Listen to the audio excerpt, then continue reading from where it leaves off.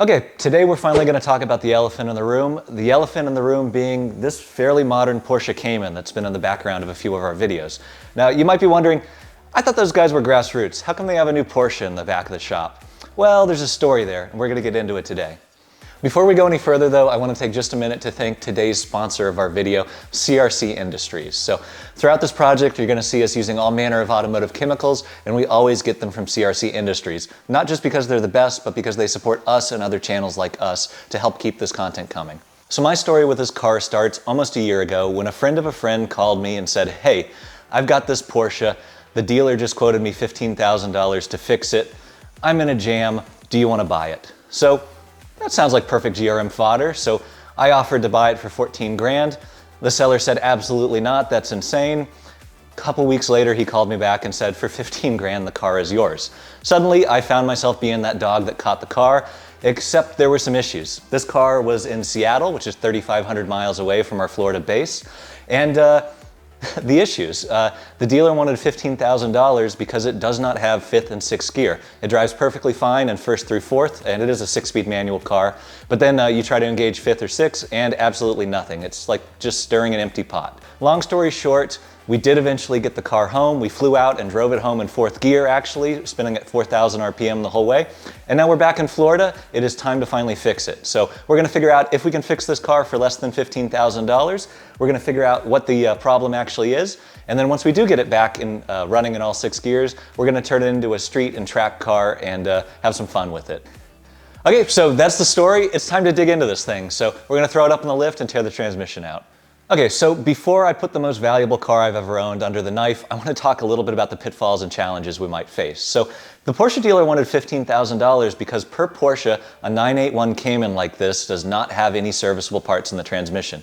The transmission is one assembly, no diagrams exist internally, no parts exist internally. If you have any problems at all, like this car did, the solution is simply to buy a new transmission and replace it to, again, the tune of $15,000. Oh, obviously I don't have $15,000 to buy a new transmission, so we're going to try and fix it without any parts, without any manuals, and without any advice aside from a couple racers that have graciously lent me their expertise on these transmissions. So we'll see how that goes. So what if we can't fix the internal issue with the transmission? In that case, we're going to end up putting a used one in the car. Now that's more expensive, where it looks like we're going to spend $2,000 to $4,000 on a used transmission, and that might not necessarily be a good transmission. It could have synchro issues or other issues internally. So I'm really hoping we can fix the internals of this one, put it back in the car, and end up with a 981 Cayman for a total investment of about $15,000. Okay, so I spent an hour or so last night actually cracking this transmission open, and you know, I was really scared what I would find. Like, was I going to crack it open and all the gears fall out of my feet? Was it just going to be powdered metal? Was it going to be so complicated that I couldn't actually get it apart without just, you know, stuff spraying everywhere and parts all over the place?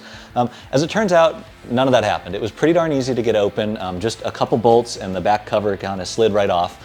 And I almost instantly saw what the problem is, why this car doesn't have fifth and sixth gear. And it's that, that this shift fork, which actually engages fifth and sixth gear, wasn't attached to the rail here.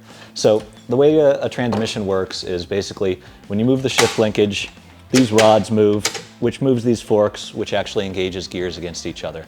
And when we were moving the fifth and sixth gear fork, you can see that the rail is actually moving just fine.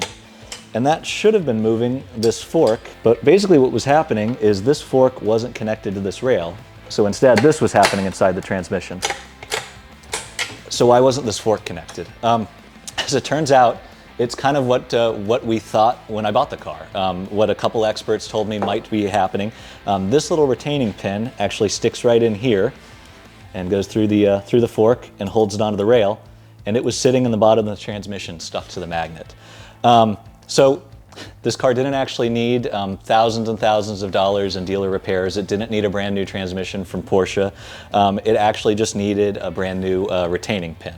So I did order the parts, you know, thousands of lives, thousands of dollars. It actually just ordered from McMaster Car these 2 parts to fix this transmission. So I measured this dowel, just with a cheap pair of calipers, and it measured out at right about 5.8 millimeters. So I ordered a 6mm one. It does indeed measure at actually 6 and not 5.8 like what came out of the transmission.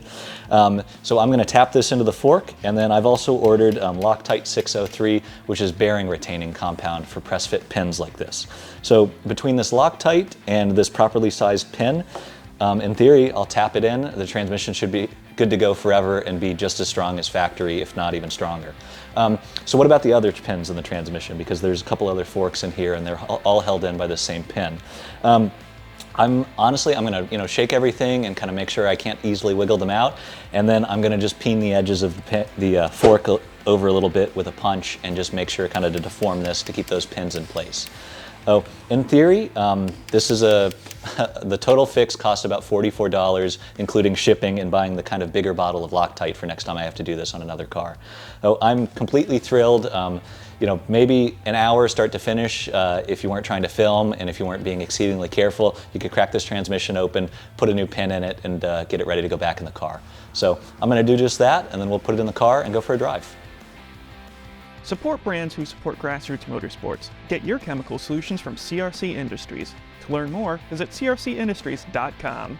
Want to see more content like this? Make sure to hit that subscribe button and like this video. And for more information, visit us online at grassrootsmotorsports.com.